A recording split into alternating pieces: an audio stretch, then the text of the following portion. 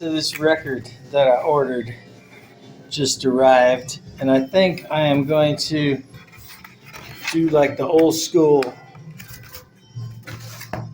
holding the phone with one hand and trying to open the record with the other hand.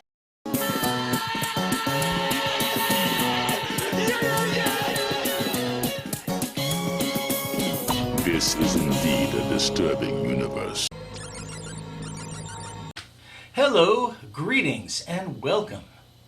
Welcome to the Stereo 999 YouTube channel. I'm your host, the artist formerly known as Stereo Steve, and I am here in my dungeon with my good pal, Mr. Gopher. Say hi, Mr. Gopher. Hi, Mr. Gopher. So what do we got going on this week? Long story short, I'm running behind. I had a couple of ideas and I wrote down some notes, and I'm not going to do neither of those ideas. I figure since today is the Solstice, I could just do another record wrap up of just last couple things I picked up and been listening to in the month of June. Yeah, sure. Why not? Why not? Yeah, that's always fun. Doesn't always have to be a big grandiose idea. So I'm gonna just get to it. Well, what you gonna start us out with, man? Glad you asked, Butterfly. Well, who cares? No one cares. Frank Sinatra. You know, I was talking to somebody. One of my friends said, "What is the deal with Frank Sinatra? Why is this so depressing?" And you know, this album cover sums it up. See, Frank is not singing for the partying masses. Frank is singing for the sad bastard at the bar. And the other day I was listening to what might be one of Frank's most depressing records, Watertown, on Reprise Records. I think it came out in 1970, I'm not sure. But it's on Reprise. And you know, that was, Frank started the label, so he gets his picture. Everybody else got a steamboat, but Frank got his picture on Reprise. And it's a concept album about a sad, divorced dad waiting at the train station for a train that his estranged wife may or may not be on. Schrodinger's wife, if you will. But yeah, I totally blew it not including this album in my Sad Bastard music video. But yeah, this is one of those albums that it kind of flopped when it originally came out, but it's later been recognized as an unrecognized classic. And there are reissues of it and whatnot, but this is an old copy I found in a bargain bin maybe 10 years ago. Not only that though, it was written by Jake Holmes, who you might recognize as the guy that Led Zeppelin borrowed one of his songs called Dazed and Confused. Yeah. So I just wanted to talk about that because I was thinking about that. So here's some stuff. So I got a couple of fancy new records and a few bargain bin records that were filling out some holes in my collection that I was really happy to find over the past month. Helen Humes, Bebop singer from like 1940s, early 50s. Bebop. My dad had the 78 of that. It was a great song. And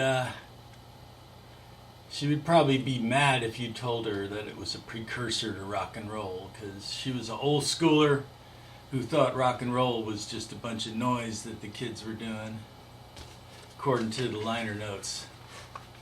But this is some solid, like, bluesy, swing influenced vocals. She's got a great voice, And she's got a song, They Raided the Joint, written by Louis Jordan. Kind of Prohibition era lament. But yeah, I was stoked to find this because I am there's a bunch of junk in the garage in front of the 78s, so I can't really get to my 78 of this song. This is something I used to have that I rebought. The cover's a little dinged up, the record's in good shape. It's a band called Art in America with a song called Art in America on an album called Art in America. And it's produced by Eddie Offord, so it's kind of got that Buggles era Yes kind of sound. This is a forgotten pop prog one-off album. And I think all the members of the band are siblings. It's like their all last name is all Flynn. And it's also on cassette. But yeah, if you like later Yes, Alan Parsons Project, you know pop prog.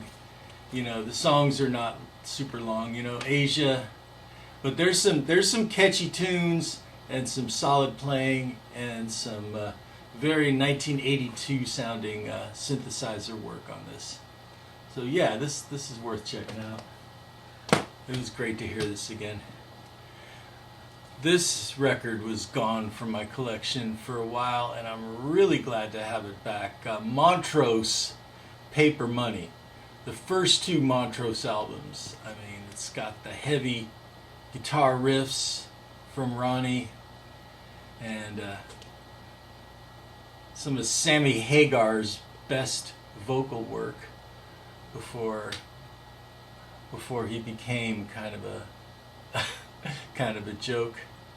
But I Got the Fire, classic song. That slowed down version of the Rolling Stones Connection. And the opening track, Underground, which was originally done by Chunky Novi and Ernie, which is the girl from Rebecca and the Sunnybrook Farmers wrote this first song here, Underground. That's some obscure trivia. But anyway, the first two Montrose albums are great, heavy 70s hard rock. And yeah, I've been listening to this one a bunch. And along with Golden Earring. Now you're stepping into the Twilight Zone. Dutch band, known for two hit songs, Twilight Zone and Radar Love. But in their native Holland, they have a long career and a lot of albums. I remember one of the early records, they did a 20-minute long version of 8 Miles High. But I had the single of Twilight Zone, and I saw this whole album for like $2, and I'm like, yeah. I got the other one, Moon Tan with Radar Love. Trying to time travel back to the 80s in my mind because of the way today has been going. This helps with that. All right, back to the swing era. Lunsford Special by Jimmy Lunsford. I learned about this from the Smithsonian Collection of Classic Jazz, and this is the real deal as far as just high energy swing music, big horn section, great band leader. You know, there's kind of the trifecta of Fletcher Henderson, Duke Ellington, Count Basie for big bands, and Jimmy Lunsford would be like in the top 5 along with those three. And this would be a lot of 78s. And again, going back to the 80s, when I was in high school, I had this on cassette. And I got a few other Joe Jackson albums, but people don't really talk about Joe Jackson. He was a huge artist in the 80s, still doing stuff as far as I know. But I was listening to this, I was really impressed by how good the bass sounds on this record, you know. And that's kind of the reggae influence on a lot of these English new wave artists, that they pay a lot of attention to detail as far as the bass playing goes. But On Your Radio, that song really hit the spot.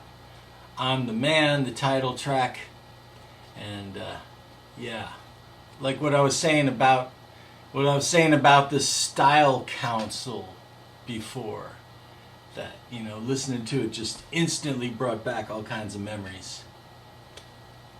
Going back to the 1940s. Coleman Hawkins, Greatest Hits, 1939 to 1947. One of the giants of the tenor sax. He had no animosity towards bebop when bebop emerged. He was a forward-thinking musician, and of course his big hit, Body and Soul, everybody needs to hear that. But it's got Bouncing with Bane, My Blue Heaven. This is a foreign pressing from France, and it sounds great. Nice thick vinyl, turns up pretty cheap when you see it. And yeah, just if you want to dig deeper into the old school jazz, I mean, most of the people on the VC, when they're talking about jazz, they're talking about 50s and 60s jazz. But there's a lot of great formative stuff, you know, that originally came out on 78 RPMs that have been remastered for LP and sound great. And that's an important part of the history of this music. But anyway, I'll be back with the new shit.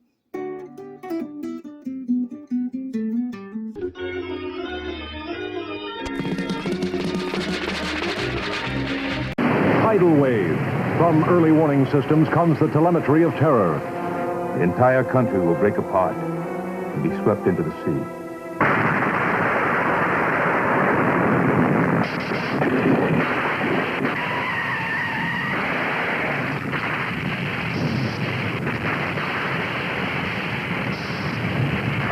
It begins with shattering earthquakes. Then come raging firestorms. But the worst is yet to come.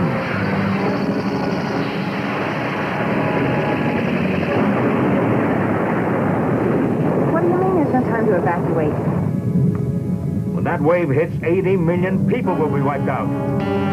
Tidal wave. Rated PG.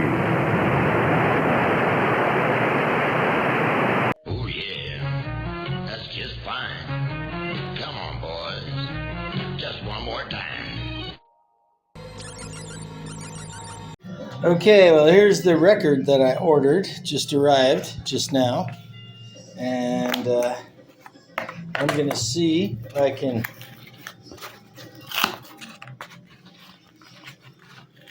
do an unboxing. See if I can hold the phone with one hand and open the record with the other hand, like I used to,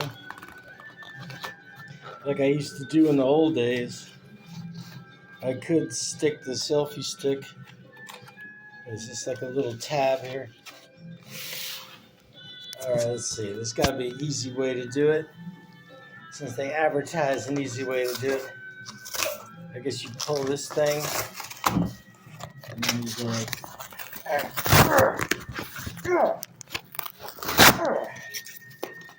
Okay. Now, we reach inside. Yes. This is Let's see.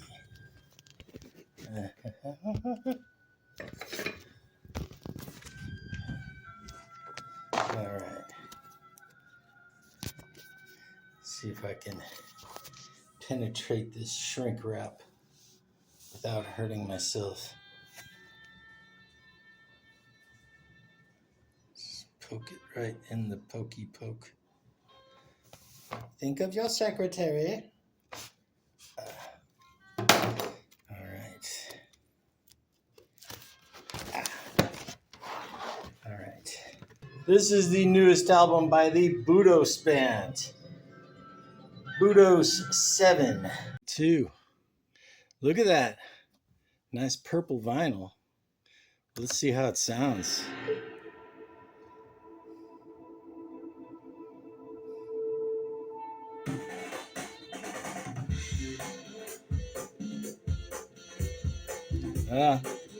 Little dusty. Okay, we're back with some newer records. And yeah.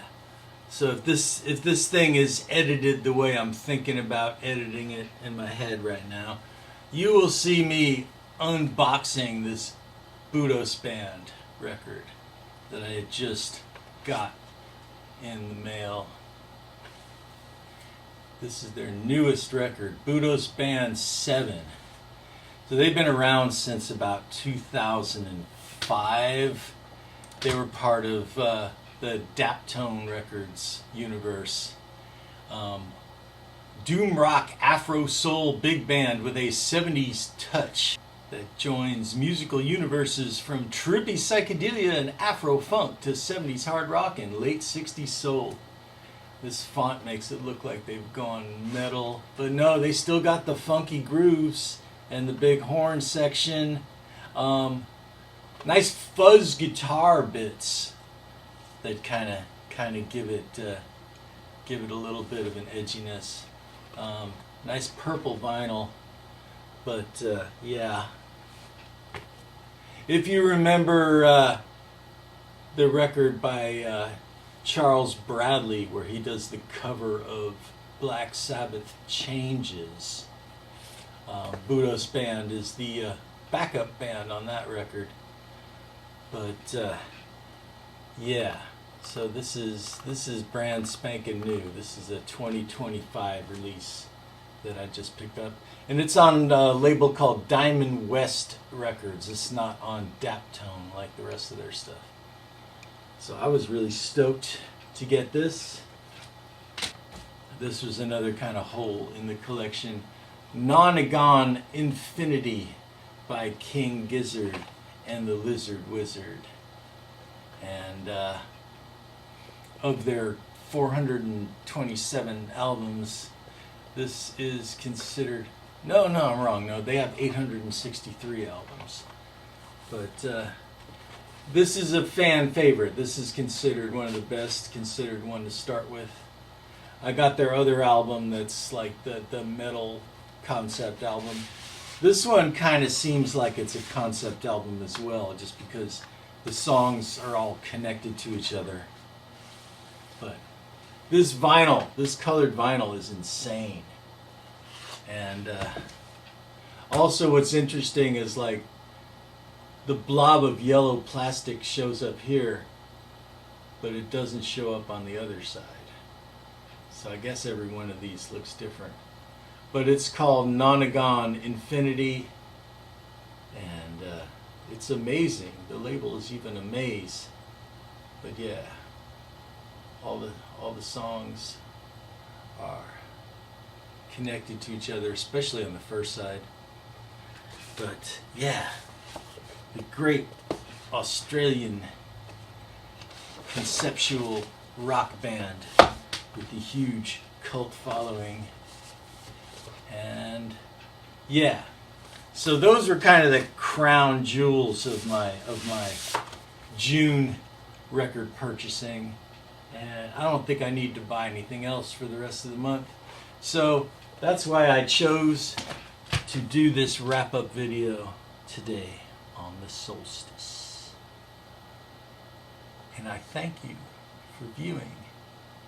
If you enjoyed this, give it a like, give it a subscribe, give me a comment, say hi, because I always love to hear from y'all. And I guess that's it. Peace. Stop. Stop. Stop. Stop. Stop. Your Audi is fond of music and owns many records.